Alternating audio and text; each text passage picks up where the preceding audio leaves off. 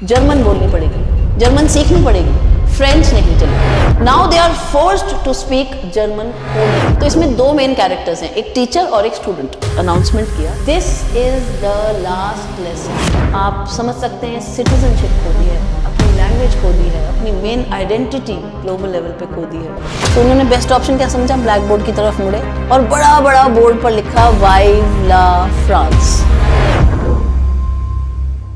Hello students, आज मैं आपके लिए लाई हूँ first chapter 12th CBSE board का फ्लेमिंगो बुक से। कहने को तो फर्स्ट चैप्टर है, बट आयरॉनिकली इसका नाम है द लास्ट लेसन और एकदम वैलिड टाइटल दिया गया है। तो चैप्टर को जब भी आप पढ़ेंगे तो उसका एक बात ध्यान रखनी है कि राइटर पे ज़रूर ध्यान रखिएगा, राइटर याद रखना है, क्योंकि राइटर बेस्ड क्वेश्चंस आते हैं। इसलिए ये वाली स्लाइड जो आपको मेरे पीछे दिख रही है उसमें हमने राइटर से स्टार्ट किया है और आपकी बुक्स में भी राइटर के बारे में पहले ऑथर के बारे में दिया हुआ है। तो इनके जो ऑथर हैं वो हैं अल्फोंस डॉडेट। अल्फोंस डॉडेट, और इनके बारे में आप ये देख सकते हैं कि इनका जो लाइफ स्पैन था वो 40 to 97 18s में। Was a French novelist and a short story writer. ये फ्रेंच नॉवलिस्ट थे, सारा कुछ फ्रांस के बारे में ही है, तो आप आगे देखिएगा। ये फ्रेंच नॉवलिस्ट रहे हैं और एक short story writer. His story the last lesson is set during the Franco Prussian war. जो आप स्टोरी ये पढ़ेंगे द लास्ट लेसन, जो ये चैप्टर है, ये किस ड्यूरेशन का है, जब फ्रैंको प्रशियन वॉर हुआ था 1870 to 71, इतना ड्यूरेशन में ये चला। इससे क्या हुआ, क्या नुकसान हुआ इस वॉर से? ऑब्वियसली कोई भी झगड़ा या वॉर होगा तो लॉस होगा। इससे क्या हुआ कि फ्रांस लॉस द रीजन्स, इसकी दो डिस्ट्रिक्ट्स जिनका नाम एक का एल्सेस और एक का लॉरेन है, ये जर्मनी के पास चली गई। ये they pass on to Prussia, now part of Germany. मतलब प्रशिया में बहुत सारे पार्ट्स हैं, प्रशिया कई चीज़ों को मिला के बना हुआ, पार्ट्स ऑफ ऑस्ट्रिया, आज की डेट में जो जर्मनी है, पोलैंड, उनसे मिलकर बना था, तब उसे प्रशिया कहते थे। अब ये सब डिवाइड हो गए, तो ये तब वो जर्मनी का पार्ट बन गए। The new rulers force German language teaching in the schools. Obviously कहीं भी अब वो पार्ट उनके पास चला गया तो वो कहेंगे अब आपको जर्मन बोलनी पड़ेगी, जर्मन सीखनी पड़ेगी, फ्रेंच नहीं चलेगी। तो बैनिंग फ्रेंच इन स्कूल्स, सारे स्कूल्स में बैन कर दिया गया कि there will be no French now. This emotional story shows how language is tied to identity and freedom. वैसे भी आप जानते होंगे by and large global level पे आप कैसे जाने जाते हैं अपने नेशन से। आपकी फर्स्ट आइडेंटिटी क्या है? नेशन।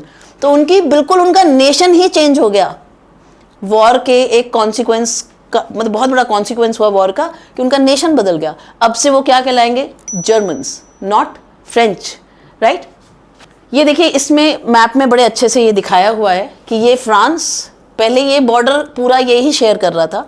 अब एल्सेस और लॉरेन ये दोनों अलग अलग हैं, अभी मिला दिया क्योंकि इनको यहाँ शिफ्ट होना है। ये जर्मन एम्पायर में चले गए, तो अब ये पोर्शन फ्रांस रह गया, ये ज़मीन अब जर्मनी के पास गई। Now they are forced to speak German only. तो चलिए स्टार्ट करते हैं चैप्टर को।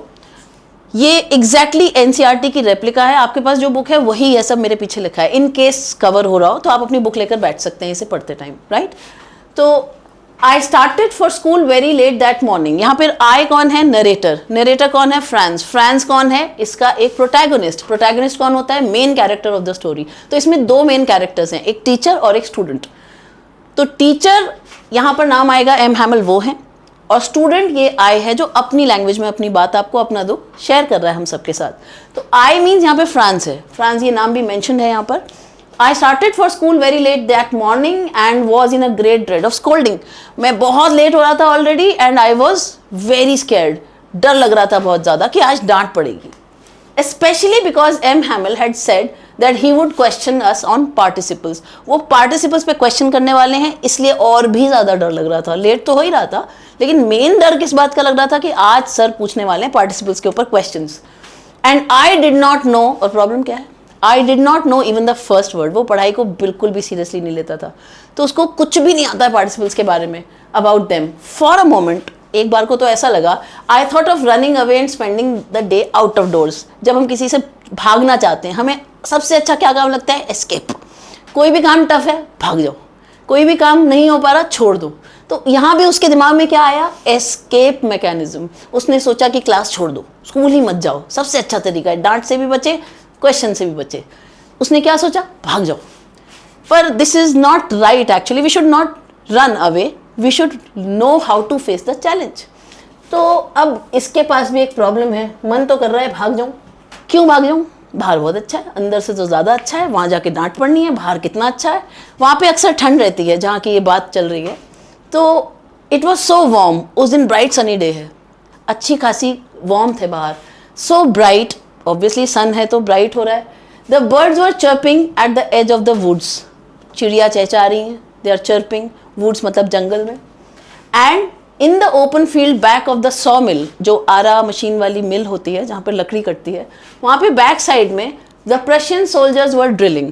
एक बात छोटी सी ध्यान दीजिएगा, इसमें चैप्टर में शुरू में ही इन्होंने मेंशन किया है कि प्रशियन सोल्जर्स ड्रिल कर रहे थे, वहाँ पे फ्रेंच सोल्जर्स नहीं थे।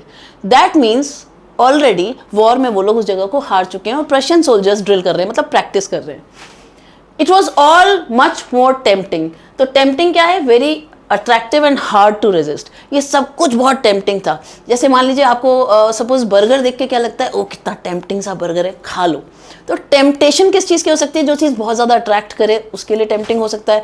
अब इसके पास दो ऑप्शन हैं, या तो ये क्लास में चला जाए डांट खाए, या बाहर घूम ले, क्लास को मिस कर दे, बंक कर दे, और बाहर इतना अच्छा है तो सब कुछ ऑब्वियसली बाहर अच्छा दिख रहा है। So that was tempting. Than the rule of participles, क्या पार्टिसिपल्स में रखा है, ऑब्वियसली टेम्पटेशन जो है वो उसकी है तो वो बाहर रहना ज़्यादा पसंद करेगा। बट लेकिन उसके पास स्ट्रेंथ थी, but I had the strength to resist, अपने आप को रोक पाऊँ इतनी स्ट्रेंथ मेरे पास थी। And hurried off to school, फिर उसने सोचा अब छोड़ो ये सब, जल्दी जल्दी बस चलो स्कूल, भागो।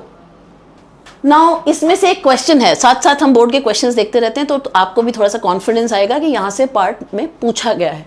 देखिए, what was more tempting for Franz than the rule of participles, अभी हमने पढ़ा है। डिड ही गेट टेम्प्टेड, तो क्या ऐसा था जो उसको टेम्प्ट कर रहा था फ्रांस को, और क्या वो एक्चुअली टेम्प्ट हुआ? ये क्वेश्चन 24 में आया हुआ है, इसमें आपको 25 के भी मिलेंगे, लेकिन जो रेलिवेंट क्वेश्चन है वहाँ पर डला हुआ है, मतलब जितना पार्ट हमने पढ़ लिया उसमें से जो क्वेश्चन है वो वहाँ मैंशनड है। तो आप समझ तो गए हैं क्या अटेम्प्ट कर रहा था उसको, बाहर का एटमॉस्फेयर, बाहर की आवाज़ें, बाहर का वार्मथ, ब्राइट डे, सब कुछ। तो आप उसे कनेक्ट करके कैसे लिख सकते हैं? France was tempted by the warm weather, chirping birds, and the sight of soldiers drilling in the field. It seemed more fun than learning grammar, जो उसको वैसे भी कुछ नहीं आ रहा था आंसर करने के लिए. But he didn't give in and decide, उसने मतलब उसकी तरफ नहीं गया finally, and decided to attend the school despite the temptation, temptation के बावजूद उसने डिसाइड किया कि वो ऐसा नहीं करेगा। तो ये इस पार्ट का आंसर है। प्लीज़ रिमेंबर, अगर दो पार्ट हैं क्वेश्चन में तो आप दो पार्ट में आंसर करें, मतलब दोनों का आंसर करें। If you answer only one part you will gate exactly half marks, मतलब उसका हाफ ही मिलेगा, उसमें से भी पता नहीं कितना सही हो। तो दोनों को आंसर करें। तो उसका फर्स्ट लाइन का रेलिवेंस यहाँ है, सेकेंड क्वेश्चन का रेलिवेंस यहाँ दिया हुआ है। Now in 2020 again the same question came, same इसी पार्ट में से क्वेश्चन आया था, why did the narrator want to skip school on the last lesson? इसलिए आपको आइडिया होगा ये शॉर्ट क्वेश्चंस होते हैं तो इन्हें 30-40 वर्ड्स में बोला जाता है, लेकिन देखिए ideally don't answer any question in 30-40 words. Why? Because board की कॉपी होती है बड़ी, उसमें 30-40 क्वेश्चंस हार्डली आपके 1-1.5 लाइन वर्ड्स, 1 या 1.5-2 लाइन में ख़त्म, पर देखने में उनकी साइट आनी चाहिए एटलीस्ट 4 लाइन्स की। तो थोड़ा ज़्यादा लिखिए, 50-60 वर्ड्स लिखिए, कोई बात नहीं। अभी आप देखिए इसको हम कैसे आंसर कर सकते हैं। Franz wanted to skip school because he hadn't studied participles and feared being scolded, पढ़ा नहीं था और डर लग रहा था कि डांट पड़ेगी। By M Hamel. Also the pleasant weather and sights outside tempted him to spend the day outdoors. तो इसमें क्या आपको समझ में आया कि इतने से पोर्शन में से भी क्वेश्चन आ चुका है, राइट? देखिए नेक्स्ट आगे बढ़ते हैं। The bulletin board at town hall, इसमें क्या है? When I pass the town hall, I again Franz है, there was a crowd in front of the bulletin board. Bulletin board क्या होता था? पहले के ज़माने में ईमेल्स नहीं चलते थे, कोई इलेक्ट्रॉनिक सिस्टम ही नहीं था, तो न्यूज़ नहीं होती थी, न्यूज़पेपर्स भी नहीं होते होंगे उस टाइम पे शायद। तो उसमें क्या होता था कि एक कॉमन हॉल होता था, community hall sort of, town hall करके, वहाँ पर एक बोर्ड लगा रहता था, बुलेटिन बोर्ड, उसी पर सारी न्यूज़ आती थी। कोई बैटल लॉस्ट हुआ है या कोई नई कुछ ऑर्डर जारी हुआ है तो सब कुछ उसी पर लिखा रहता था। तो लोगों को वहाँ जाके उसे पढ़ना होता था, लोगों तक पहुँचाने का जरिया नहीं होता था बिकॉज टेक्नोलॉजी उतनी एडवांस नहीं थी। तो यहाँ पर सब लोग बुलेटिन बोर्ड के सामने खड़े हैं, एक क्राउड खड़ा हुआ है। देखिए यहाँ पे लिखा है पब्लिक बोर्ड फॉर न्यूज़ और अनाउंसमेंट्स। तो आपको जो मार्क्ड दिख रहा है, जो भी 2 हाईलाइटेड वर्ड्स दिख रहे हैं वो नीचे आंसर उनके मीनिंग्स लिखे हुए हैं। तो for the last 2 years all our bad news had come from there. First thought क्या आया कि 2 साल से पूरा पिछले 2 साल से सारी बैड न्यूज़ इसी बुलेटिन बोर्ड से आ रही है। तो उसने क्या समझा कितना बेकार है, मतलब कितना नेगेटिव वो आता है इससे फीलिंग कि हर चीज़ खराब ही आती है इसके ऊपर। खैर, the draft, the orders of the commanding officer, कोई देखिए कंपल्सरी मिलिट्री सर्विस है, कुछ ऑर्डर्स हैं, वो सब उसी पर आते थे। And I thought to myself, और अपने आप से मैंने क्या सोचा, विदाउट स्टॉपिंग, बिना ही रुके, क्योंकि चलना है, रुकना नहीं है ना, उसको तो भागना है, स्कूल जाना है, लेट हो रहा है। तो उसने सोचा what can be the matter now, अब क्या हो सकता है, चलते चलते इतना तो वो सोच ही सकता है। इससे देखिए again we get a question, board में 2020 में आया हुआ है, what was the importance of the bulletin board near the town hall. जो बुलेटिन बोर्ड था उसकी क्या इंपॉर्टेंस थी। देखिए कितनी छोटी सी चीज़ में से उन्होंने क्या निकाल के क्वेश्चन दिया, और वो भी बोर्ड एग्जाम में। इंपॉर्टेंस क्या थी, जबकि चैप्टर में कहीं मेंशन नहीं है क्या इंपॉर्टेंस थी, लेकिन आपको खुद समझना पड़ेगा। Now this is something we have to make out. The bulletin board displayed all important news like lost battles, recruitment orders and new rules. Recently it informed everyone that German would be taught instead of French in Alsace and Lorraine, which shocked the villagers. ये आपको एक बहुत छोटा question है जो उन्होंने एक बड़ी छोटी सी बात पर पूछ लिया है, बट वी हैव टू सी कि हमने पूरा चैप्टर पढ़ा हो तो हमें हर चीज़ समझ में आ जाती है, क्योंकि ये टेक्स्ट में दिया हुआ है। तो नेक्स्ट, वॉचर्स कमेंट, इसमें ये क्यों हेडिंग दी है ये अभी आपको समझ में आएगा। Then as I hurried by as fast as I could go, फिर मैं जल्दी जल्दी जा रहा था और जितनी तेज जा सकता था I was going. The black Smith जानते होंगे आप, लोहार को बोलते हैं, गोल्ड स्मिथ सुनार। वॉस्टर, उसका नाम था Wachter, who was there with his apprentice, वो अपने अप्रेंटिस के साथ था, और अप्रेंटिस कौन होता है, ट्रेनी। तो वहाँ पर वो एक लर्नर, वहाँ पर वो बुलेटिन रीड कर रहा था, वो news, bulletin is news. Called after me, उसने आवाज़ लगाई, डोंट गो सो फास्ट बब, इतनी जल्दी क्या कर रहे हो, इतनी तेज़ क्यों जा रहे हो, you will get your school in plenty of time. अब ये कमेंट भी ले सकते हैं इसे कि अरे ऑलरेडी तो टाइम हो रहा है स्कूल का, और ये कह रहे हैं कि इतनी फास्ट मत जाओ बच्चे, पहुंच जाओगे, प्लेंटी ऑफ टाइम है तुम्हारे पास, काफ़ी टाइम है। I thought he was making fun of me, और पहला जो इम्प्रेशन पड़ा फ्रांस के ऊपर वो यही था कि he is making fun of me, ये मेरा मजाक उड़ा रहे हैं। And reached M Hamel's little garden all out of breath, और हाफते हाफते, ऑल आउट ऑफ ब्रेथ, देखिए breathing heavily due to running और एक्सर्शन, तो हाफते हाफते मैं वहाँ पहुँचा स्कूल। ओके, आगे बढ़ते हैं। The school was strangely quite, जब वो वहाँ पहुँचा तो उसने क्या देखा, बड़ी अजीब सी शांति है यहाँ तो आज। Usually when the school began there was a great bustle, बहुत शोर शराबा अल्लाह गुल्ला रहता था यूजुअली जब भी स्कूल जाते थे, which could be heard out in the street, बाहर स्ट्रीट में ही इतना शोर सुनाई दे रहा होता था जब स्कूल लग रहा होता था। द ओपनिंग एंड क्या क्या शोर की चीज़ें होती थी, opening and closing of desk, कोई डेस्क बंद कर रहा है, कोई खोल रहा है, लेसन्स रिपीटेड इन यूनिसन, सब लोग मिलाकर एक साथ अपने अपने लेसन्स बोल रहे हैं, ऑल स्पीकिंग और acting together at the same time. आपने देखा होगा ना, बच्चों को बोलते हैं कि ऐसे करके बंद कर लें कान को और बोलें, सबको एक साथ बुलवाते हैं छोटे बच्चों को, पोएम्स या फिर सपोज कोई अल्फ़ाबेट होगा तो वो they do like that, teachers ऐसा करती हैं। तो वो छोटे बच्चे हैं, सब यूनिसन में बोलते हैं, उन्हें सिखाया जाता है इस तरह से, वो भी शोर आता था। Very loud with our hands over the ears to understand better, ऐसे करके सिखाना जिससे कि उन्हें और अच्छे से समझ में आए। And the teacher's great ruler rapping on the table, और टीचर का रूलर टेबल पर रैप करता हुआ ये भी सुनाई देता था। तो कुल मिला के बहुत सारा शोर सुनाई देता था जो कि बाहर से भी सुन सकते थे। फ्रांस एंट्री, अब उसकी क्लासरूम में एंट्री हुई, राइट। बट नाउ आप सोच सकते हैं कितना घबरा रहा होगा वो, but now it was all so still, अभी सब कुछ इतना शांत है। I had counted on the commotion, ये बहुत इंपॉर्टेंट पार्ट है ये वाला। आई हैड काउंटेड ऑन मतलब रिलाई किया था मैंने, भरोसा रखा था या सोच कर चला था कि ऐसा होगा, तो रिलाई किया था कमोशन पे। कमोशन क्या है, शोर शराबा, noise and movement caused by people. वहाँ जो शोर हो रहा होगा, जब स्कूल स्टार्ट होता है यूजुअली आपने देखा होगा बच्चे इधर उधर मूव कर रहे हैं, जब तक कि अंटिल द क्लास स्टार्ट्स, तो सब बातें कर रहे होते हैं, कुछ कल का कुछ आज का नया कुछ शेयर कर रहे होते हैं, तो थोड़ा सा इधर उधर हसल बसल रहती है। तो उसने सोचा कि कमोशन होगा उस समय, शोरगुल होगा, to get to my desk without being seen. उसने समझा कि क्लास में तो सब इधर उधर होंगे, कमोशन हो रहा होगा और मैं चुपचाप जाके अपनी डेस्क पे बैठ जाऊंगा। But of course that day everything has to be as quiet as Sunday morning. लेकिन ऑफ कोर्स उस दिन तो बहुत शांति थी ना, तो सब कुछ बिल्कुल संडे मॉर्निंग सा था। तो संडे मॉर्निंग से क्यों कंपेयर किया? Because there is no school on that day. Through the window I saw, window में से चलते चलते उसने देखा that my classmates already in their places, सब लोग बैठ चुके थे, सब अपनी अपनी जगह पर ऑलरेडी बैठे हुए थे। M Hamel walking up and down with his terrible iron ruler under his arm. और एम हैमिल क्या कर रहे थे? वॉकिंग अप एंड डाउन मतलब टू एंड फ्रो, वो चल रहे थे, वॉक कर रहे थे, और उनका जो रूलर था, स्केल, वो उनके आर्म में लगा हुआ था।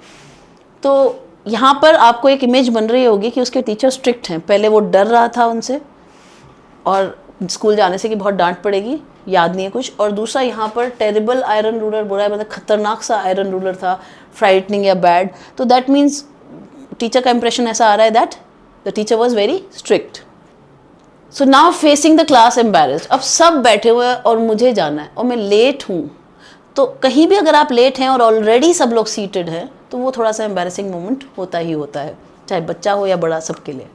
तो I had to open the door, उसे डोर खोलना पड़ा, and go in before everybody, और सबके सामने होकर जाना पड़ा। You can imagine how blushed and how frightened I was. और अब आप सोच सकते हैं कि कितना वो ब्लश्ड था, रेड हो रहा था, एक खुशी में शर्म में होते हैं, यहाँ पे वो एम्बेरसमेंट में हो रहा है, blushed and how frightened, and definitely डर तो रहा ही था। I was, but nothing happened, कुछ हुआ ही नहीं। To his surprise nothing happened, जैसा उसने सोचा था वैसा कुछ भी नहीं हुआ।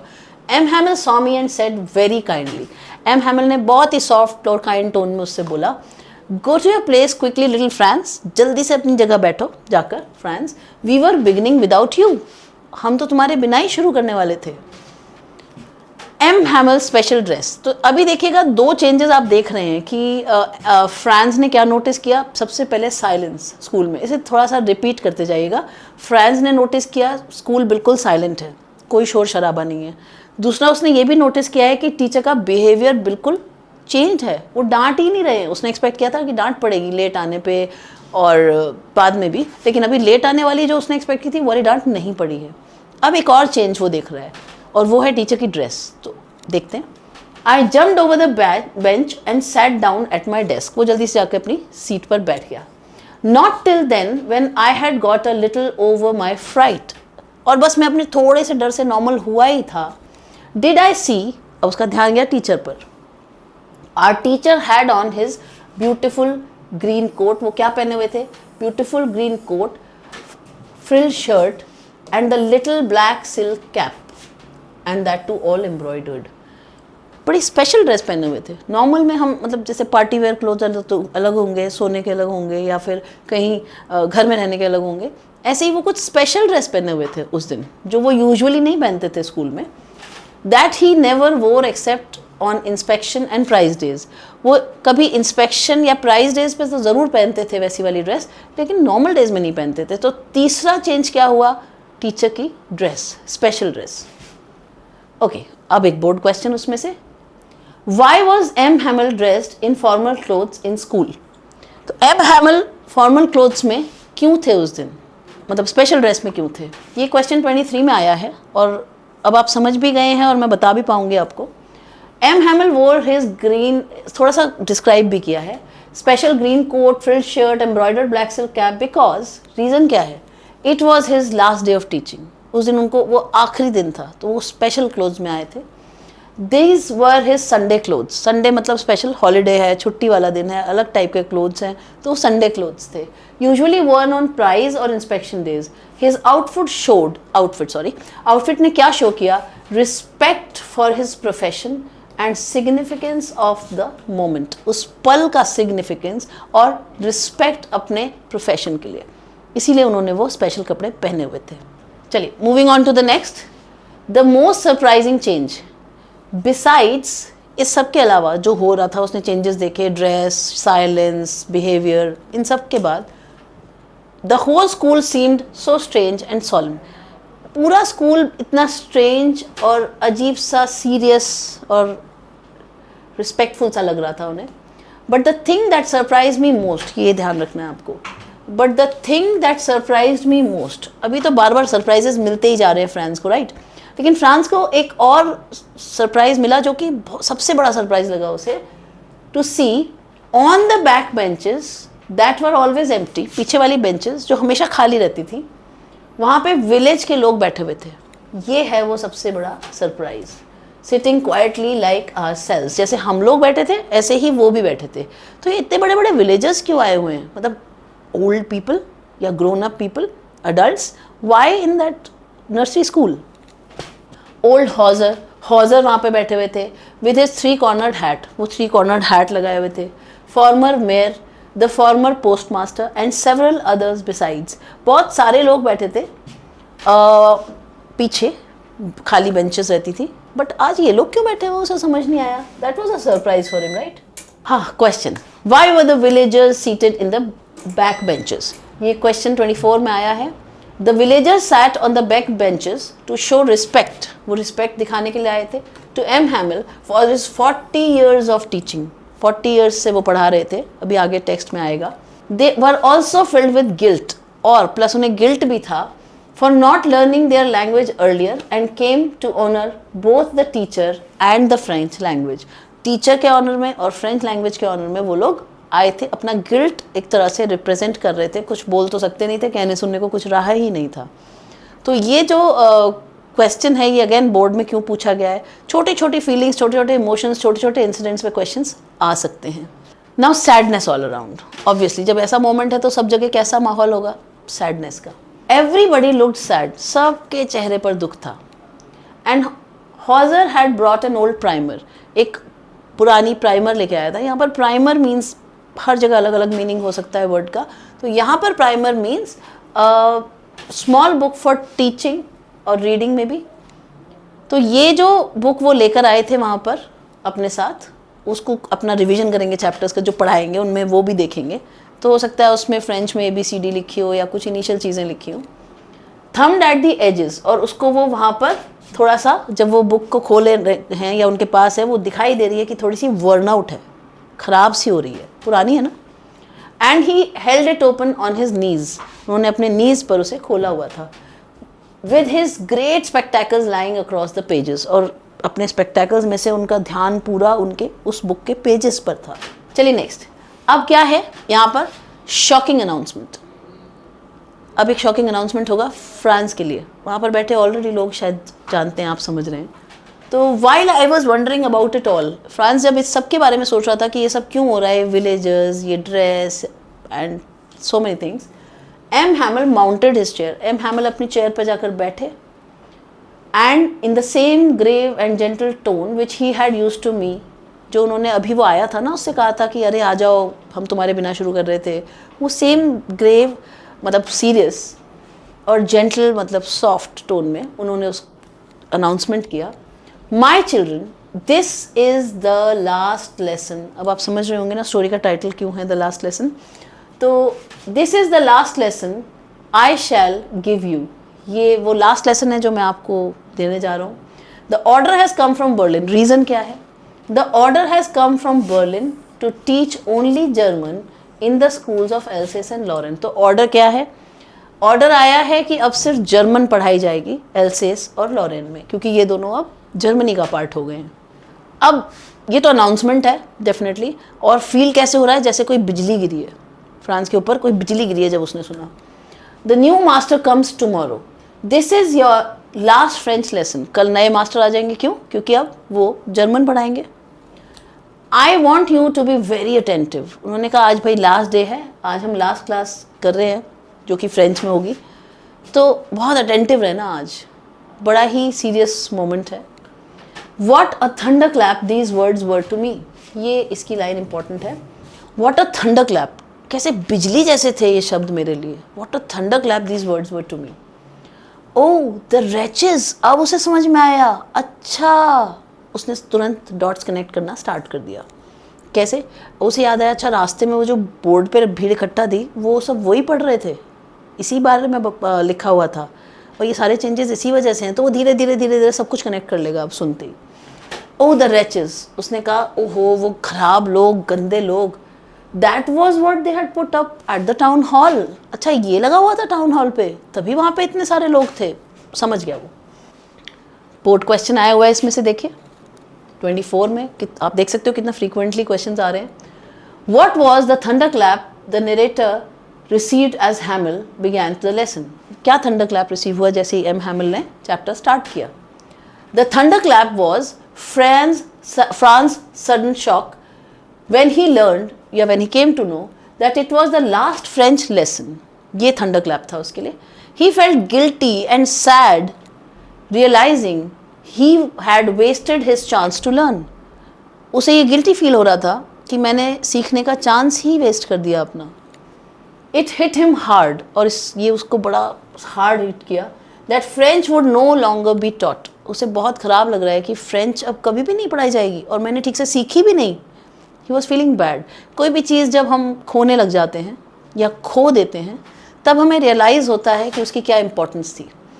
तो इसीलिए यहाँ पर भी फ्रांस को तब फील हो रहा है कि अब मेरे हाथ से फ्रेंच पूरी तरह से गई और मैंने अब तक प्रॉपरली सीखा नहीं, कभी सीरियसली लिया नहीं, कभी सीरियसली पढ़ा नहीं.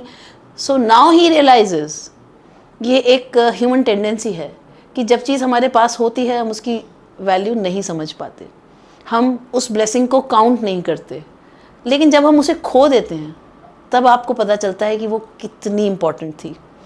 छोटी छोटी चीज़ें, इनका बहुत ग्रैटिट्यूड हमारे अंदर रहना चाहिए और हमें उस चीज़ की वैल्यू समय रहते समझनी भी चाहिए, क्योंकि अगर आप उस वक्त उसकी इम्पोर्टेंस नहीं समझते हैं और खोने पे समझते हैं या पछताते हैं तो आपके पास कुछ नहीं बचता करने के लिए, right. Why was the order from Berlin called a thunder clap by Franz. जो ऑर्डर फ्रॉम बर्लिन से जो ऑर्डर आया है कि जर्मन ही पढ़ेंगे अब ये लोग, वो थंडर क्लैप क्यों था उसके लिए, ये 20 में पूछा गया. France called it a thunderclap because it shocked him. Shock किया उसे. He had never taken his French lessons seriously. कभी भी उसने सीरियसली पढ़ाई की ही नहीं थी फ्रेंच लेसन्स की. And now he would never get a chance to learn the language. और अब कोई चांस नहीं है कि वो सीख पाए इस लैंग्वेज को दोबारा. Again as German would be taught instead. Because अब जर्मन पढ़ाई जाएगी उनके स्कूल्स में. Again a question. What was there a crowd? Why was there a crowd in front of the bulletin board? Bulletin board, अब तो समझ में आ ही गया ना उसको कि बुलेटिन बोर्ड के उधर का क्राउड क्यों था. A crowd gathered in front of bulletin board because it announced that from now on German would be taught in schools instead of French, as Alsace and Lorraine were taken over by Prussia. ये था वहाँ पर लिखा हुआ. अब France को क्या होगा? रिग्रेट. अब उसने एक चीज़, एक इतनी वैल्यूएबल चीज़ खो दी है. आप समझ सकते हैं, सिटीजनशिप खो दी है, अपनी लैंग्वेज खो दी है, अपनी मेन आइडेंटिटी ग्लोबल लेवल पे खो दी है. तो now he is regretting. So it is, you will find this as an very common thing in people, that when we have something we don't value it but later we regret, right. तो अब यहाँ France के पास भी regret करने के अलावा कुछ नहीं रह गया है. माई लास्ट फ्रेंच लेसन, वो सरप्राइज है, oh my God last French lesson है ये. Why I hardly knew how to write. ऐसा क्यों है कि मुझे लिखना प्रॉपरली अभी तक नहीं आता, क्या कर दिया ये मैंने. I should never learn any more. I must stop there then. मुझे यहीं से रुक जाना चाहिए, सब कुछ यहीं रुक जाए. Oh, I was sorry I was for not learning my lessons. अब मुझे कितना ख़राब लग रहा है कि मैंने अपने lessons को कभी learn ही नहीं किया, कभी seriously ही नहीं लिया. For seeking birds eggs, क्या कारण थे? Birds eggs के पीछे जा रहे हैं, देख रहे हैं. Going sliding on the Saar, एक river है, उसके पास जा रहे हैं, slide करेंगे. इन सब छोटी छोटी चीज़ों के लिए मैंने अपनी पढ़ाई पर ध्यान ही नहीं दिया. Fran's love for his books. अब उसका love for books बाहर आ रहा है. उसे पता चल रहा है कि उसे एक्चुअली बहुत अटैचमेंट है उन बुक्स से और वो उन्हें छोड़ नहीं पा रहा. क्यों? अब नाता रिश्ता नहीं रहा उन बुक्स से. अब रियलाइज़ हो रहा है कि कितनी इंपॉर्टेंट थी वो मेरे लिए. My books that had seemed such a nuisance. अभी न्यूसेंस क्या है? Something unpleasant. तो अब तक जो उसे बुक्स न्यूसेंस लगती थी, अब वाई लगो थोड़ी देर पहले भी, सो हैवी टू कैरी, ऐसा लगता था पता नहीं कितना बोझ है इन बुक्स में. My grammar, my history of the saints were old friends now. अब कैसी हो गई है वो? पुराने friends that I could not give up, जो मुझसे छोड़े नहीं जा रहे. एकदम से कह दिया गया है कि अब ये तुम्हारे नहीं है. And M Hamel too, M Hamel भी आज मुझे ऐसा लग रहा है कि मैं इनको भी नहीं छोड़ सकता, मतलब कैसे छोड़ दें, यही तो हमारे टीचर हैं। और एक लास्ट कनेक्शन भी अब फ्रेंड्स से बस उन्हीं का रह गया। The idea that he was going away, कि वो जा रहे हैं अब हमेशा के लिए, that I should never see him again, मुझे ये कभी नहीं मिलेंगे, made me forget all about his ruler and how cranky he was. देखिए यहाँ पे फिर से हमें पता चला है कि टीचर का इम्प्रेशन हम पर ये आ रहा है रीडर पर कि वो बहुत स्ट्रिक्ट थे। तो इस आइडिया से कि वो कभी भी नहीं मिलेंगे, तो मेरे दिमाग में ये आया कि सब कुछ भूल गया मैं थोड़ी देर के लिए, क्या उनका रूलर और क्या उनका क्रैंकी नेचर, एवरीथिंग, ऐसा लगता है सब कुछ एक तरफ। लेकिन आज ये टीचर हमसे छूट रहे हैं, ये फ्रेंच हमसे छूट रही है, सब कुछ छूट रहा है एज इफ। तो बहुत ख़राब लग रहा है फ्रांस को। रीज़न ऑफ ऑल चेंजेस, अब उसे समझ में तो आ ही गया है कि ये सारे चेंजेस क्यों हुए। Poor man, it was in honour of this last lesson that he had put on his fine Sunday clothes. अच्छा, अब समझ में आया कि ये जो लास्ट लेसन है आज, उसी के ऑनर में उसने वो कपड़े स्पेशल पहने हुए हैं। And now I understood why the old man of the village were sitting there in the back of the room. दूसरी चीज़ क्या कनेक्ट करी उसने, अच्छा वो जो विलेजर्स बैठे थे पीछे वो भी इसीलिए बैठे थे। ऑल राइट, दैट मीन्स हमको ये भी समझ में आ रहा है ना कि पहले से लोगों को पता था, फ्रांस को लेट पता चला, राइट। तो उसने अपना एक्सपीरियंस बताया कि उसे एकदम शॉक स्टेट में रह गया जब ये सुना उसने, क्योंकि उसे सडनली पता चला। सो ही वॉज लाइक, बाकी सबको पता है, उसे कुछ भी नहीं पता था। रिस्पेक्ट एंड ग्रैटिट्यूड, ऐसा क्यों लिखा है इसमें, it was because they were sorry too. वो जो विलेजर्स बैठे थे वो क्यों बैठे थे, because they were sorry that they had not gone to school more. वो स्कूल ज़्यादा नहीं गए या लापरवाही करी, नहीं ध्यान दिया। It was their way of thanking our master, वो उस मास्टर को थैंक कर रहे थे for his 40 years of faithful service. वो 40 years से एम हैमिल वहीं पर थे, तो डेफिनेटली उन विलेजर्स में से भी उन्होंने किसी बच्चों को, उन लोगों को पढ़ा रखा होगा जब वो छोटे थे। तो यहाँ पर ये लोग रिस्पेक्ट देने आए हैं और ये ग्रैटिट्यूड शो करने आए हैं अपनी उनकी 40 years की सर्विस का, end of showing there respect. ये उनका तरीका था कि वो रिस्पेक्ट भी दिखा रहे थे कंट्री के लिए, विच वॉज देयर्स नो मोर। जो कंट्री अब उनकी रही ही नहीं, उसके लिए वो रिस्पेक्ट शो कर रहे थे। देखिए इससे रिलेटेड बोर्ड में कुछ क्वेश्चंस आए हुए हैं। चलिए अब ये क्वेश्चन देखिए, Y were the old man of the village sitting in the classroom on the last day of the lesson. मतलब क्लास में क्यों बैठे थे, 2019 में आया ये question. The old men came to honor M. Hamill's 40 years of service. वो क्यों आए थे, क्योंकि वो 40 years की M. Hamill की सर्विस को ऑनर देना चाह रहे थे, मतलब they wanted to pay respect. They also regretted, और प्लस उन्हें रिग्रेट भी था, for not learning French when they were young. जब वो छोटे थे तो उन्होंने ध्यान से पढ़ाई नहीं करी, and wanted to show respect for their language and teacher. और उन्हें दोनों ही चीज़ों को रिस्पेक्ट शो करनी है, फ्रेंच को भी, उनके टीचर को भी, right. Why did the village elders occupy the back benches. Same चीज़ को दूसरी तरह से पूछा गया है, 2019 में ही दूसरी तरह का क्वेश्चन डाल दिया है। In the classroom to attend the class last lesson delivered by M Hamel. The villagers sat on the back benches to show respect, almost same ही है answer. M Hamel's 40 years of teaching. They regretted not learning French earlier and wanted to honor the teacher and the French language. It is almost same, मतलब दोनों को ही पूछा गया है, set में बदल दिए होंगे क्वेश्चन को। क्वेश्चन सेम है, लैंग्वेज डिफरेंट है, पूछने का तरीका अलग है बस, राइट। ओके, अब आपको याद होगा ना, फ्रांस पढ़ के नहीं आया था, उससे पार्टिसिपल्स पूछे जाने थे, क्लास में टेस्ट था और वो कुछ पढ़कर नहीं आया था, उसे कुछ भी याद नहीं था। तो अब फ्रांस की टर्न तो आएगी ना भाई, रेगुलर तो चलेगा ही, जो भी चल रहा है क्लास तो हो ही रही है, फ्रांस की टर्न आएगी अब पार्टिसिपल्स के रूल्स बताने की। While I was thinking of all this, यही सब मेरे दिमाग में चल रहा था, I heard my name called. अब फ्रांस को आवाज़ लगाई गई, हाँ जी फ्रांस आपकी बारी है। It was my turn to recite, मुझे करना था आपकी बार रिसाइट या बोलना था। What would I not have given to be able to say that dreadful rule of the participle all through. वो जो टेरिबल फ्राइटनिंग से रूल्स हैं उनके लिए, मतलब मैंने क्या ही नहीं दिया होगा उस समय कि मैं बोल पाऊँ रूल्स को, बता पाऊँ, मुझे प्रूव करना है खुद को। For the participles very loud and clear, खूब ज़ोर से बोलूँगा, बिल्कुल साफ बोलूँगा, एंड विदाउट वन मिस्टेक, एक भी गलती भी नहीं करूँगा। मन में ऐसा आ रहा है उसके। But I got mixed up on the first words, learn तो कुछ किया ही नहीं था, सब मिक्स हो गया शुरुआत में ही। And stood there holding on to my desk, उसने अपनी डेस्क पे हाथ रखा और वहीं खड़ा हो गया एम्बेरसमेंट में।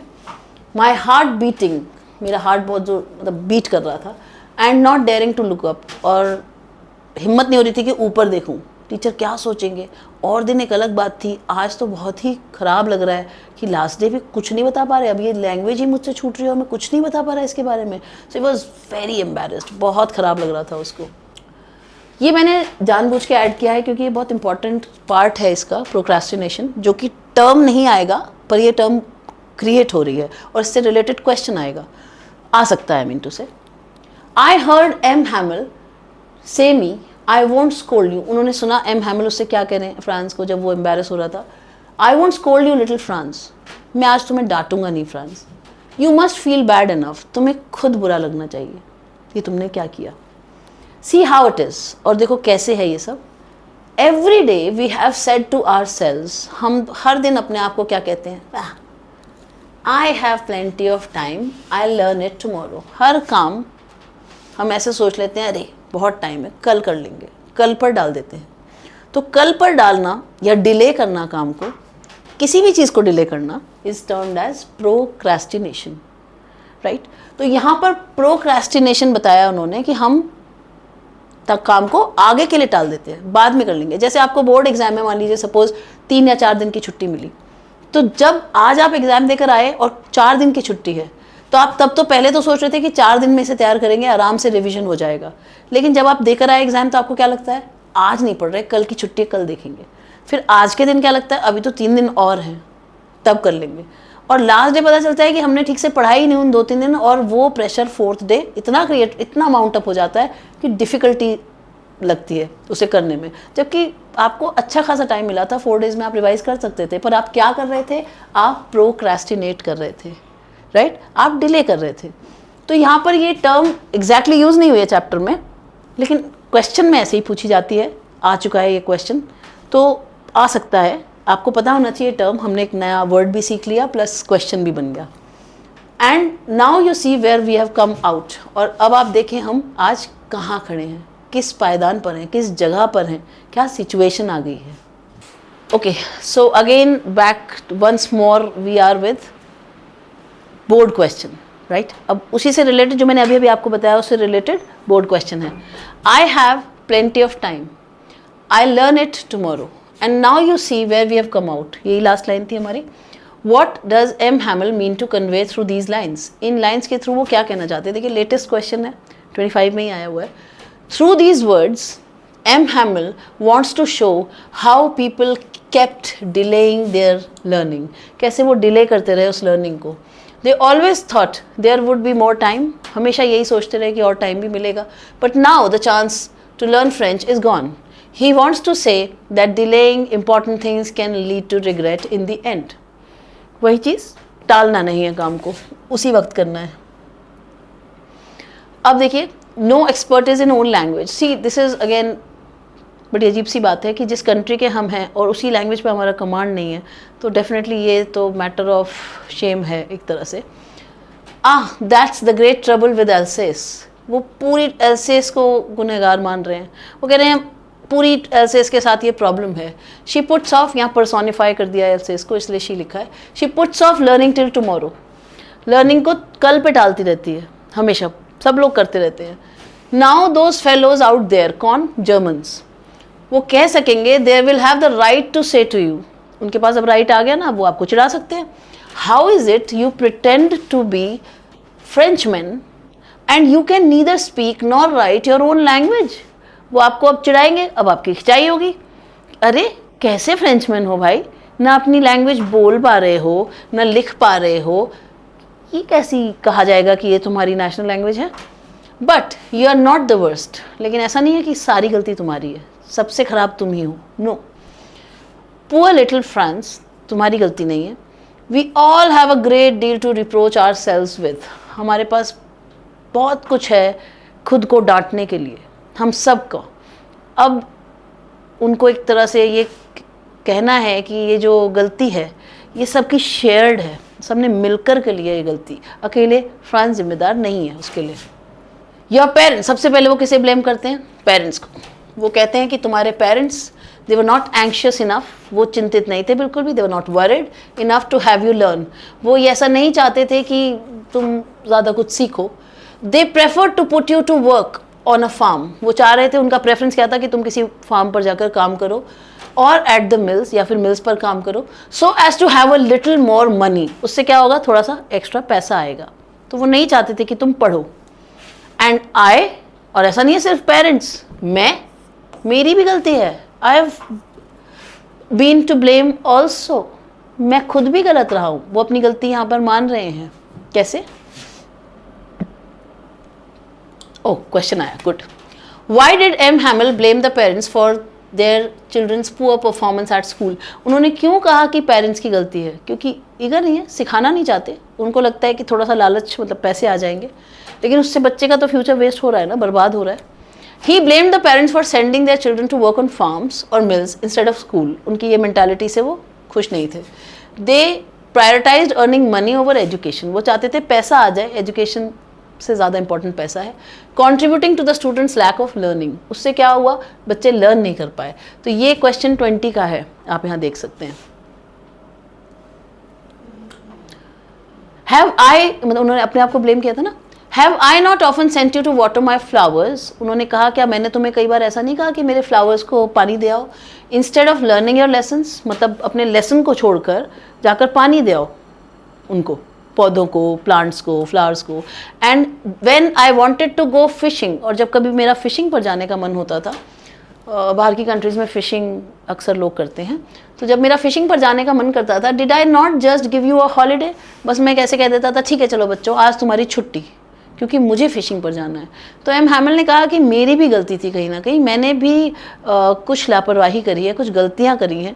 जैसे आपको मालूम है ना, ऐसा बोला जाता है कि कोई भी इंसान अपने आखिरी वक्त में झूठ नहीं बोलता, बिल्कुल सच बोलता है, क्योंकि अब उसे मालूम है उसका सारा कनेक्शन यहाँ से कट रहा है, इस दुनिया से कट रहा है, तो वो कुछ भी झूठ नहीं बोल रहा है। क्या करेगा झूठ बोलकर? अब तो ना तो उसे उस बात से कुछ चाहिए, कोई फ़ायदा मिलेगा, ना कुछ होगा। तो यहाँ पर हालांकि एम हैमिल कहीं जा नहीं रहे, आई मीन भगवान के पास नहीं जा रहे, बट फॉर श्योर वहाँ से नाता हमेशा के लिए टूट रहा है, क्योंकि वो फ्रेंच टीचर हैं और अब वो कभी यहाँ नहीं आ सकेंगे, ये एक दूसरी कंट्री है और फ्रेंच टीचर का यहाँ पर अब कोई काम नहीं है।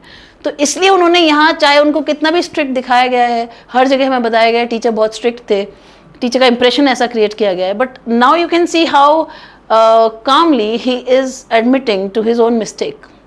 शायद ना होते हुए भी निकाल रहे हैं या है इसलिए निकाल रहे हैं, हमें नहीं मालूम, पर उन्होंने ये कहा कि मैं भी फिशिंग पे जाना चाहता होता था तो छुट्टी कर देता था, कभी लेसन छुड़वा के पानी दिलवाने। उनको लग रहा है कि ये भी गलती थी, तब उन्हें नहीं लगता था।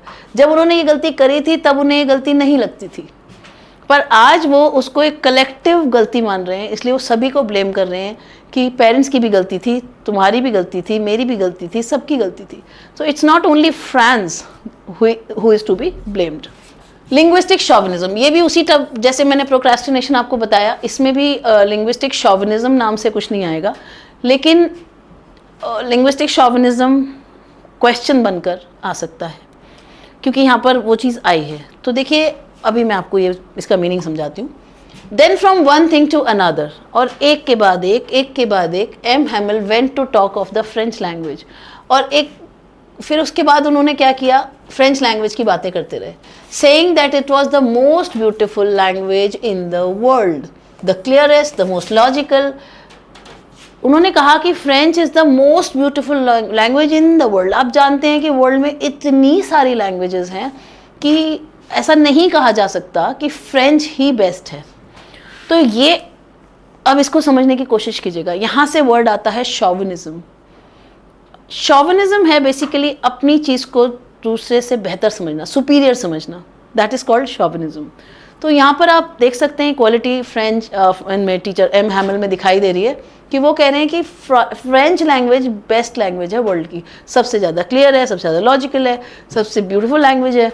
तो हियर, और अब शॉविनिज्म होता है अपनी चीज़ को सुपीरियर समझना, और यहाँ किसके लिए वो समझ रहे हैं, किस चीज़ को सुपीरियर समझ रहे हैं, दैट इज लैंग्वेज। तो linguistic, language related chauvinism, this is called linguistic chauvinism. आगे चलते हैं। That we must guard it among us and never forget it. ये ऐसी लैंग्वेज है जिसको हमें गार्ड करना चाहिए and we should never forget it, इसे भूलना नहीं है. बिकॉज क्यों नहीं भूलना है, एक बहुत इंपॉर्टेंट है ये वाली line. When a people are enslaved, as long as they hold fast to their language, it is as if they hold the key to their prison. Very important line in the chapter. कैसे?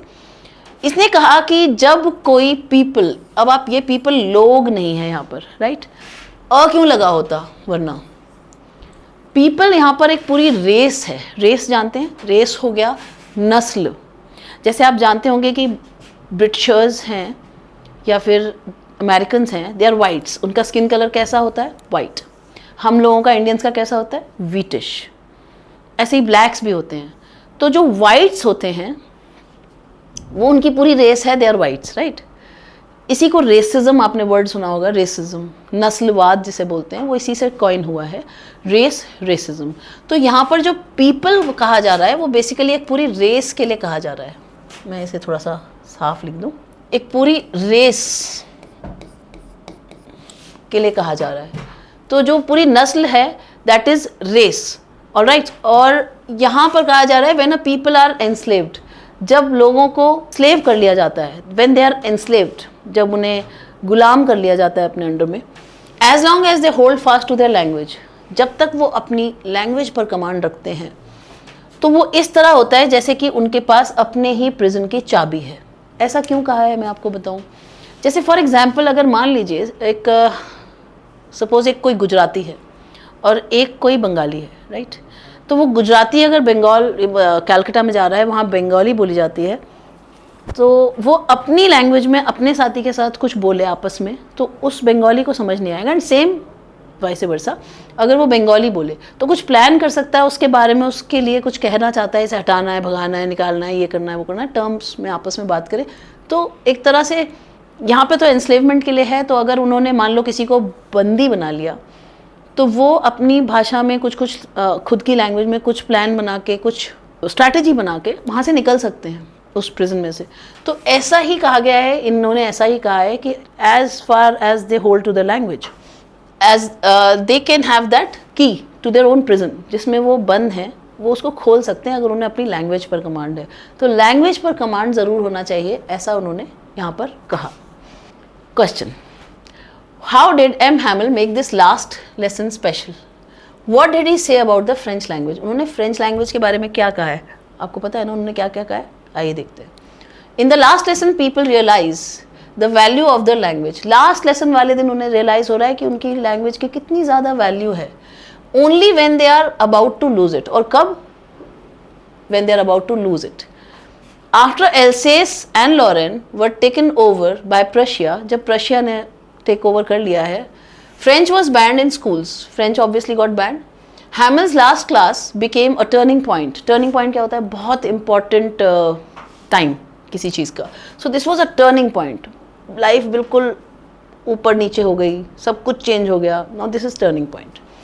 France, who had never been serious about his studies, felt guilty for wasting time. जिसे कभी भी जो serious नहीं रहा, उस दिन वो भी गिल्ट में है. The village elders also attended the class to show their respect. Village के एल्डर्स भी आए हुए हैं कि वो अपनी रिस्पेक्ट शो करेंगे. M. Hamel's speech about the beauty and logic of the French language, वही ब्यूटीफुल है, लॉजिकल है, made everyone emotional. सब इमोशनल हो गए ऑब्वियसली सुन के, क्योंकि वहाँ तो सारे ही फ्रेंच के लोग बैठे हैं, वो उसे शॉविनिज्म नहीं कहेंगे ना. He said language is the key to freedom. मैंने बताया था आपको. And losing it means losing identity. Language lose कर देना मतलब अपनी identity lose कर देना, मतलब अपनी citizenship lose कर देना, everything, सब कुछ खत्म. His words left a deep impact and even the classroom atmosphere became solemn and quiet. वहाँ सब एकदम और भी ज़्यादा परेशान हो गए, टेंशन में आ गए या स्ट्रेस में थे, दुखी हो गए. Everyone regretted taking their language for granted. For granted कैसे? कर लेंगे बाद में, ऐसा भी कोई भारी वो नहीं हो रहा. That is called for granted. तो उन्होंने for granted लेकर चला, मतलब ठीक है, easy, क्या फ़र्क पड़ता है, क्या वैल्यू है, right? And understood its worth only when it was taken away from them. और उसकी worth कब समझ में आई? जब उनसे वो लिया जा रहा था. Wow, one more question. How is the mother tongue important to a person? What does M. Hamel, the teacher, say about it in 2020? This question was asked. M. Hamel said that one's mother tongue is the key to freedom. ये बात उन्होंने कही है. He believed that as long as people are connected to their language, they can never be fully enslaved. पूरी तरह से उन्हें enslave नहीं किया जा सकता. आगे बढ़ते हैं. Then he opened the grammar and read us our lesson. फिर M. Hamel ने grammar खोला, grammar start किया, फिर अपना उनका lesson पढ़ के दिया. I was amazed to see how well I understood it. All he said seemed so easy, so easy.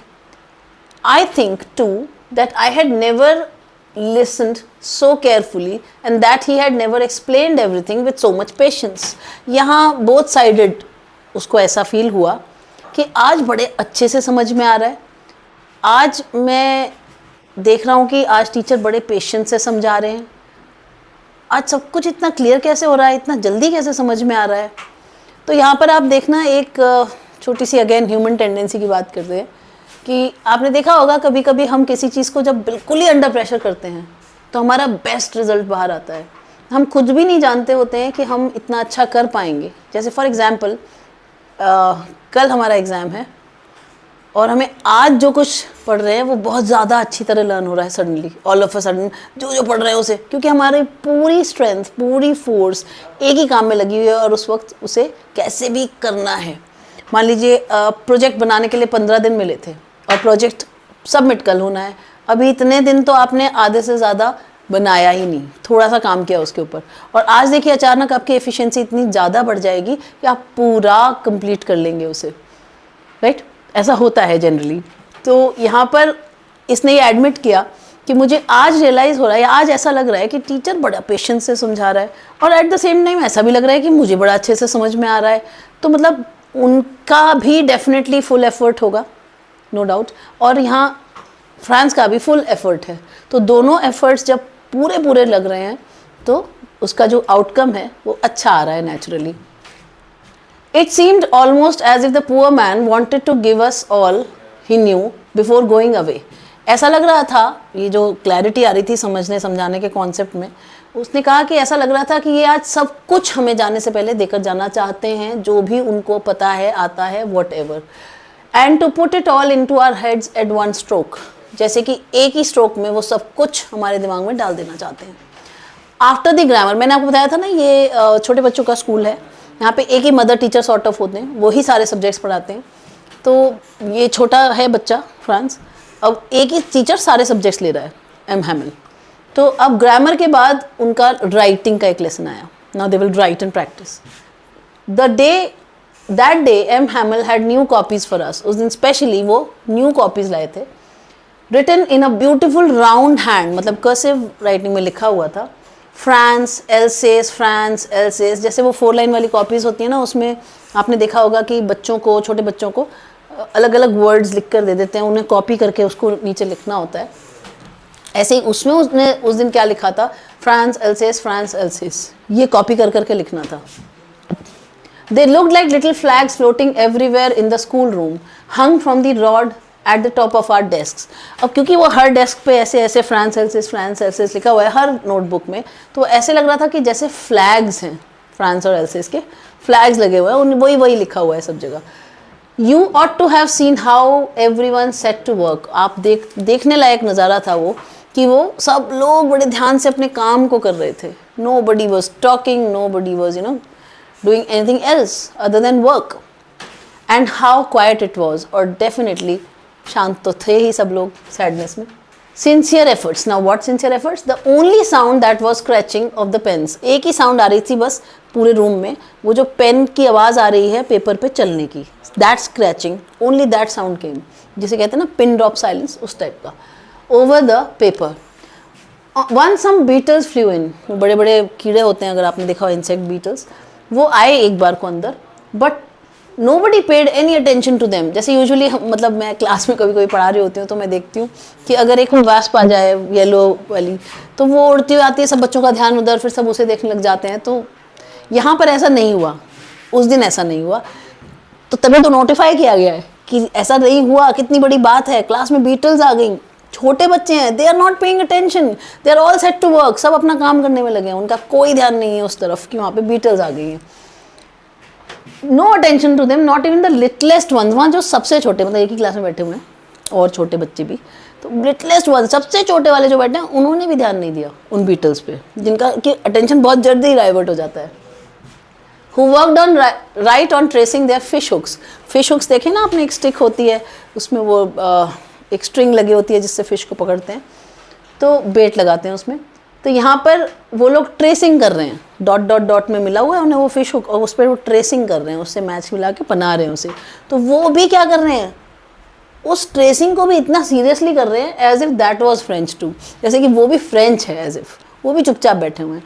तो even they can understand the gravity of that moment, वो भी समझ रहे हैं उस सिचुएशन की सीरियसनेस को, छोटे छोटे बच्चे। One on the roof the pigeons cooed very low, वहाँ पे कुछ पिजन्स आए हैं। पिजन्स की डेफिनेटली जो कू करने की साउंड होती है वो लो होती है डेफिनेटली, तो इसमें स्पेशली बताया है कि वो भी बड़ा कू लो कर रहे हैं। सो ऐसा उसे फील हो रहा है कि वो आज लो कू कर रहे हैं, ऐसा तो नहीं ना पिजन्स को कुछ समझ में आ रहा है तो वो लो कू कर रहे हैं, बट वो ऐसा कह रहा है कि ऐसा लग रहा है बड़ा लो कू कर रहे हैं, very low. And thought to myself, और उसने फिर सडनली सोचा, again very very important line and very frequently asked, will they make them sing in German even the pigeons. अब इसे आप सटायर कह लो, तकलीफ दुख कह लो, या फ्रस्ट्रेशन कह लो, एंगर कह लो, वो ऐसे में ये सोच रहा है कि क्या इन पिजन्स से भी ये लोग जर्मन में गाना गवाएंगे, मतलब उसको बोलेंगे कि नहीं तू जर्मन में कू कर। दैट मीन्स मतलब शायद ये एक दुख भी है कि हम ह्यूमंस पे तो इस तरह की चीज़ आप फोर्स कर सकते हैं, एनिमल्स पे नहीं कर सकते, बर्ड्स पे, इंसेक्ट्स पे they have a free life, definitely they don't have any citizenship और any such language which can be changed.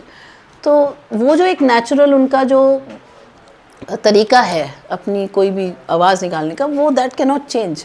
तो यहाँ पर उसे ये दुख हो रहा है कि हम तो इंसान हैं तो हमारे तो चेंज कर लेंगे, क्या इन पे भी ये इस तरह से रूल कर लेंगे, मतलब उसे बहुत ख़राब लग रहा है कि हम लोगों का सब कुछ चेंज कर दे रहे हैं ये लोग हम पर अपनी रूलिंग चलाकर। So see this is a question, explain the inference drawn from, will they make them sing in German even the pigeons. इसका आंसर क्या है, this line shows how deep the fear and sadness were about losing their language. उन लोगों को कितना दुख हो रहा है कि उनकी लैंग्वेज उनके हाथ से छूट रही है। It expresses the idea that the new rulers might try to control everything even nature. ऐसा लगता है इससे एक एक्सप्रेशन आता है कि क्या ये नेचर को भी कंट्रोल करेंगे। हम सबको तो इन्होंने कह दिया कि अब नहीं सिर्फ जर्मन होगी, फ्रेंच नहीं, बिल्कुल नहीं, तो क्या नेचर पे भी कंट्रोल कर लेंगे। It reflects the pain of being forced to give up one's identity. तो इससे ये एक रिफ्लेक्शन आता है कि इस पेन को हम, पेन झलक रहा है उसकी इस बात से कि अपनी आइडेंटिटी जब किसी को फोर्सफुली लूज़ करवाई जाती है, फोर्सफुली लूज़ करवाई जाती है, तो उसको कितना अफसोस होता है, कितना दुख होता है, कितनी घुटन होती है, कितनी तकलीफ़ होती है। तो इसीलिए उसने उसको उस पिजन्स की तरफ भी ऐसा बोला कि क्या इनको भी बोल देंगे ये कि पिजन्स तुम अब जर्मन में कू करोगे। तो पेन है उसका। खैर आगे बढ़ते हैं। Whenever I looked up from my writing, I saw M. Hamel sitting motionless in his chair and gazing first at one thing, then at another, as if he wanted to fix in his mind just how everything looked in that little school room. तो जब भी वो लिखते लिखते अपनी एक naturally नज़र उठती थी उसकी, तो वो देखता था कि टीचर बिल्कुल मोशनलेस बैठे अपनी चेयर में। दैट मीन्स बिल्कुल भी हिलना डुलना कुछ नहीं, बस कॉन्स्टेंटली क्या कर रहे हैं कि किसी एक चीज़ को बहुत देर तक देख रहे हैं, फिर दूसरी चीज़ को बड़ी देर तक देख रहे हैं, एज इफ वो उन पिक्चर्स को कैप्चर करके, उन मेमोरीज को कैप्चर करके अपने साथ लेकर जाना चाहते हैं। कैसा है, मतलब अपने माइंड में फिक्स करना है कि कैसा लग रहा है। So whenever he picked up his face, मतलब sorry lifted up his face और आईज, वो देखता था कि वो गेज कर रहे हैं, कॉन्स्टेंटली एक चीज़ को देख रहे हैं, फिर बाद में दूसरी चीज़ को। मतलब उसने ये कहा कि, और डेफिनेटली ऐसा ही हो रहा होगा कि वो उन मेमोरीज़ को लास्ट टाइम देख रहे हैं, तो बहुत ही ज़्यादा सैड फीलिंग आ रही है उनको उन सब चीज़ों को देखने में, इसलिए इतनी देर तक देख रहे हैं। Fancy, for 40 years he had been there in the same place। मतलब सोचिए कैसा फील हो रहा होगा, 40 years तक वो उसी जगह पर थे। कहते हैं ना कि ईंटों से, दीवारों से, सब चीज़ से प्यार हो जाता है जब हम कहीं रहते हैं, हमसे अपना घर नहीं छोड़ा जाता, वो जगह नहीं छोड़ी जाती, प्यार हो जाता है हर उस चीज़ से। तो यहाँ पर भी he is not able to get out of the thought कि मुझे वो जगह छोड़कर जानी है। तो 40 ईयर्स से वो वहाँ पर थे, विद हिज एक ही जैसा सब कुछ, with his garden outside, the window and his class in front of him. हमेशा से वो गार्डन बाहर और सामने क्लास, ऐसा ही रहा है। Only the desk and benches had been worn smooth. जो डेस्क और बेंचेस थी वो समय के साथ धीरे धीरे स्मूथ होती जा रही थी, मतलब वुडन है तो वो वुड के साथ साथ स्मूथ हो गई थी, इतना चेंज हुआ था। और the walnut trees in the garden were taller. जो वॉलनट ट्रीज थे गार्डन में वो थोड़े से लंबे हो गए, डेफिनेटली टाइम गुजरता गया वो बड़े हो गए। And the hop vine that he had planted himself, एक हॉप वाइन थी जो उन्होंने खुद लगाई थी, had twined about the windows to the roof, वो भी थोड़ी बड़ी होके ट्वाइन करके चढ़ गई थी बेल। How it must have broken his heart to leave it all, poor man. उसको दया आ रही है कि इनका कितना दिल टूट रहा होगा, ये सब कुछ छोड़कर जाना है। तो देखिए जो लोग वहाँ पर हैं इस वक्त वो तो सब वहीं के वहीं रहेंगे, लेकिन स्पेशली क्योंकि वो फ्रेंच टीचर हैं तो उन्हें तो वहाँ से जाना ही पड़ेगा। ये भी एक बहुत बड़ा दुख है उनके लिए, that he has to leave that place. Then again he was listening the sound. अब वहाँ पे ऊपर से आवाज़ आ रही है, his sister moving out into the room above. ऊपर के फ्लोर पर उनकी सिस्टर पैकिंग कर रही है, उन्हें वो आवाज़ आ रही है, उसको सुन के भी बड़ा दिल टूट रहा होगा। पैकिंग देयर ट्रंक्स, उनकी पैकिंग हो रही है क्योंकि अब उन्हें जाना है। For they must leave the country next day, उन्हें अगले दिन उसके कंट्री से चले जाना है, अब वो कंट्री उनकी नहीं है। But he had the courage to hear every lesson to the very last, लेकिन फिर भी उसके अंदर ये करेज था कि हर लेसन को वो एंड तक सुने। After the writing we had a lesson in history, अब ग्रामर हो गया, राइटिंग हो गई, अब history. And then the babies chanted, अब कुछ बोलना है उन्हें तो चैंटेड देयर बा बे बी बो बू, जैसे हम इंग्लिश में A B C D E करते हैं, ऐसे ही फ्रेंच में ये उनके लेटर्स होते हैं। Down there at the back of the room old Hauser had put on his spectacles, और पीछे वहाँ पर ओल्ड हॉजर बैठा है स्पेक्टेकल्स के साथ, and holding his primer in both hands spelled the letters with them, वो भी उनके साथ वो लेटर्स बोल रहे हैं। You could see that he too was crying, पता चल रहा था, वो पीछे बैठे हैं पर पता चल रहा था कि वो रो रहे हैं। कैसे पता चल रहा था? His voice trembled with emotion, उनकी वॉइस भरभरा रही थी, मतलब काँप रही थी, ट्रेम्बल कर रही थी इमोशन के साथ। आपने देखा होगा जब हमें रोना आ रहा होता है तो हम बोल नहीं पाते हैं, गला भर जाता है या गला रुंध जाता है बोलते हैं, सेम थिंग। तो वो उनको बहुत अजीब सी फीलिंग हो रही है, रोना सा आ रहा है, तो आवाज़ कैसे कर रही है? ट्रेम्बल कर रही है। And it was so funny to hear him that we all wanted to laugh and cry. देखिए ये एक मिक्सड फीलिंग का ही कहलाएगी कि हम सब हंसना भी चाह रहे थे और रोना भी चाह रहे थे। हंसना क्यों चाह रहे थे? वो आवाज़ ही ऐसी थी, छोटे बच्चों को तो हर बात पे हंसी आ जाती है ना, वो छोटे बच्चे हैं, अब उन्हें हंसी तो आ रही है लेकिन रोना भी आ रहा है, क्योंकि जिस इमोशन की वजह से उनको रोना आ रहा है पीछे विलेजर्स को, उसी इमोशन की वजह से उन्हें भी रोना आ रहा है। तो कोई हम देखते हैं कि कोई दुख में रो रहा है तो अक्सर हमें भी साथ में रोना आ ही जाता है, और वो दुख हमें भी है जब साथ में, तब तो फिर डेफिनेटली रोना आएगा ही आएगा। How well I remember it that last lesson, कह रहा है कि कितना अच्छे से मुझे याद है मेरा वो last lesson. All at once the church clock struck 12, अब क्या हुआ? 12 बज गए, अब कई सारी चीज़ें होंगी एक साथ। Then the Angelus, Angelus church में बोले जाने वाली या गाए जाने वाली वो प्रेयर है जो 12 बजे गाई जाती है। So now it is 12, so it's time for Angeles. At the same moment the trumpets of the Prussians, उनके ट्रम्पेट्स की आवाज़ें आ रही हैं, वो ड्रिल से रिटर्न हो रहे हैं, जो सुबह उसने कहा था ना ड्रिलिंग हो रही है, returning from drill, sounded under our windows, windows के नीचे से वो जाते हुए सुनाई दे रहे हैं। M Hamel stood up very pale, अब एम हैमल एकदम से खड़े हो जाते हैं क्योंकि school time is over now, छोटे बच्चों का स्कूल है, 12 बजे ओवर हो जाता है। In his chair I never saw him look so tall, ऐसे बिल्कुल मतलब स्टिफ से खड़े हुए, इस तरीके से खड़े हुए उन्हें कभी नहीं देखा हमने। माई फ्रेंड्स सेड ही, आए, थोड़ा रुके, कांपी आवाज़, फिर आए पर बोल नहीं पाए क्योंकि डेफिनेटली उनको भी रोना आ रहा है। उन्होंने बोलना स्टार्ट किया माय फ्रेंड्स, फिर कोशिश करी आए आए, ये डैश ये लाइन्स रिप्रेजेंट करिए रुकना कर रुकना, बोले बट समथिंग चोक्ड हिम, उनका गला एकदम चोक हो गया, उनसे नहीं बोला जा रहा। He could not go on, इससे आगे उनसे बोला ही नहीं गया। Then he turn to the blackboard, took a piece of chalk and bearing on with all his might he wrote as large as he could, vive la France. तो यहाँ पर ब्लैक बोर्ड की, क्योंकि वो बोल नहीं पा रहे थे तो उन्होंने बेस्ट ऑप्शन क्या समझा, ब्लैक बोर्ड की तरफ मुड़े और पूरी अपनी स्ट्रेंथ के साथ, माइट मीन स्ट्रेंथ, और बड़ा बड़ा बोर्ड पर लिखा वाइव ला फ्रांस। इसका मतलब क्या होता है, लॉन्ग लिव फ्रांस। मतलब वो दुआ दे रहे हैं, प्रे कर रहे हैं, विश कर रहे हैं कि फ्रांस खूब लंबे समय तक जिए, long live France. So now here comes the end, last line. Then he stopped and leaned his head against the wall. और फिर वो एकदम से लिखने के बाद वाइव लव फ्रांस वो एकदम लीन कर गए वॉल पर, एंड अब without a word he made a gesture, मतलब हाथ से इशारा किया या सिग्नल दिया, to us with his hand, school is dismissed, you may go. ये वो बोल नहीं है, सिर्फ एक जेस्चर किया है, एज इफ बोल नहीं पा रहे थे, लिख दिया था बोर्ड पर तो उन्होंने इशारा कर दिया, school is over, now you may go, because he is not in the state to speak. वो कुछ भी नहीं बोल पा रहे हैं, उनका गला बिल्कुल चोक हो चुका है, रोने वाली कंडीशन आ गई है। अब तो बिल्कुल ही 12 बजे तो पता चल गया, अब तो ये बस लास्ट मोमेंट का कनेक्शन है, अब ये बच्चे गए, अब हमेशा के लिए संबंध टूटा और अब मुझे छोड़कर जाना है इस कंट्री को। So he was very very emotional at the end, so he could not speak. And you always know that हम कुछ बोलना चाह रहे हैं पर हमें रोना आ रहा है, तो बड़ा मुश्किल होता है उस सिचुएशन में बोल पाना, अपनी बात को कह पाना। वो कुछ भी एक्सप्रेस नहीं कर पा रहे थे, बस सिर्फ दुखी थे और बहुत ज़्यादा से स्टेट ऑफ डिस्पेयर में थे, इसलिए कुछ भी नहीं बोला उन्होंने, बस हाथ से इशारा किया कि अब आप लोग जाइए। सो that was the complete lesson.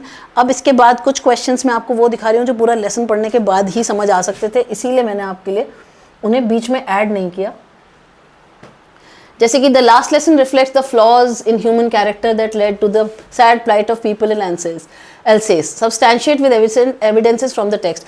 ये उस तरह का क्वेश्चन है जिसे बोलते हैं बेस्ड ऑन अंडरस्टैंडिंग, मतलब आपने चैप्टर से क्या समझा है, सीखा है, फिर उसके बारे में आप क्या कह सकते हो।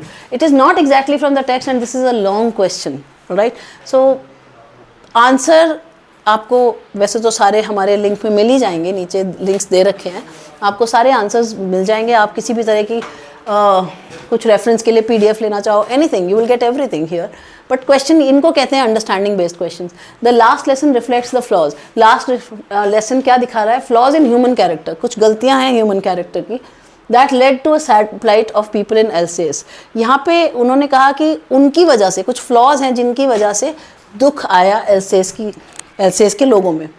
Substantiate with evidences from the text. अब आपको इसके एविडेंसेस देने पड़ेंगे। तो शायद आपको याद होगा कि प्रोक्रेस्टिनेशन एक हमने पढ़ा था, कल तक पे टाल देना। तो नाउ मैं इसका आंसर आपको बता देती हूँ, फिर उसके बाद वाले आंसर्स को आप बाद में लीजिएगा, मैं क्वेश्चन समझा दूंगी आपको। The story highlights how neglect and procrastination, ये टर्म आया देखिए आंसर में, led to the people of Alsace losing their language. M. Hamel admitted that both students and adults avoided learning French, thinking there was always more time. Parents sent children to work instead of school. Even M. Hamel confessed to giving holidays and skipping lessons. On the last day, everyone, including village elders, felt deep regret. They came to the class as a sign of respect and sorrow. This collective guilt shows that their lack of seriousness caused the cultural loss. The failure to value education and language earlier led to this unfortunate situation. It serves as a reminder that taking a small responsibility seriously is essential for preserving identity and freedom. तो यहाँ पे procrastination की बात करी है, जैसे कि मैंने आपको वो समझाया था. Now few questions which I'll tell you and answers you can take from the link below. Educating children is responsibility of society. Just justify the statement view of the last lesson in view of. तो educating children is responsibility of society, देखिए generic कर दिया इसको, generic question है, general. तो लेकिन फिर भी हमें जनरल तरह से आंसर नहीं करना होता है। अगर ये एक स्टेटमेंट है कि educating children is the responsibility of the society, this is right, you all agree, but you will not answer this like suppose an essay or an article. You will go with the reference of this chapter only, जिसमें से ये पूछा गया है, right. तो ऐसा कोई अगर क्वेश्चन आता भी है तो आपको चैप्टर के रिलेशन में ही उसका आंसर देना होगा, alright. Next is everybody during the last lesson was filled with regret, comment. ये जो क्वेश्चन है इसमें ये लिखा है कि सब में रिग्रेट फिल था लास्ट में, तो ये क्वेश्चन 19 में आया हुआ है, ईयर लिखा हुआ है सबका। तो फिल्ड विद रिग्रेट, इस पर आपको कमेंट करना है, मतलब कमेंट मीन्स वैसा खराब वाला कमेंट नहीं, उसके बारे में आपको इसको इलेबोरेट करके लिखना है, इसके बारे में आपको बताना है क्या कहना चाहते हैं। Next is the last lesson shows the people suddenly realise how precious their language was to them. इस पे कुछ लिखना है comment. What was unusual in the market and in the classroom on the last day of lesson? Unusual क्या था, क्या notice किया था फ्रांस ने? How was M. Hamill different in his last lesson? Who did he scold and for what? Again, ये सब मैंने पढ़ा दिया है, आप एक बार चैप्टर में जाके दोबारा पीछे देख सकते हैं. The order from Berlin banning teaching of French stunned everyone. Comment. Alright, so सारे क्वेश्चंस हो गए हैं और कुछ क्वेश्चंस अभी भी इसमें वो वाले इंक्लूडेड नहीं हैं जो दो चैप्टर्स को मिलाकर आते हैं. जैसे सपोज एक ही तरह की फीलिंग है, लेट्स से फियर है और वो दो चैप्टर्स में आ रही है आपके फ्लेमिंगो के, तो कभी कभी मिक्स्ड वाले क्वेश्चंस भी आते हैं. Again you will find that in the link and you will find a different video where I have explained these answers also and how to answer them. But यहाँ देने का फ़ायदा नहीं था क्योंकि अभी ये वाला चैप्टर आपने पढ़ा है और वो वाला नहीं पढ़ा हो तो आप उसे कोरिलेट नहीं कर पाएंगे, तो वो क्वेश्चन हटा दिए गए हैं. प्लस इसमें से वो क्वेश्चंस हटा दिए हैं जो एक्सट्रैक्ट बेस्ड आते हैं, आप उनको भी अलग से डाउनलोड कर सकते हैं, आपको मिल जाएंगे. उनके लिए एक्सट्रैक्ट बहुत ज़्यादा लंबा हो जाता है और this video would have been much longer, that's why they have been removed. But yes you will get them also. आपके पूरे PYQs कवर हो जाएंगे, काफ़ी सारे कवर हो जाएंगे, आप इजीली सब आंसर कर पाएंगे. बट हर चीज़ को यहाँ इंक्लूड करना पॉसिबल नहीं था. Okay, see you in the next lesson. Thank you.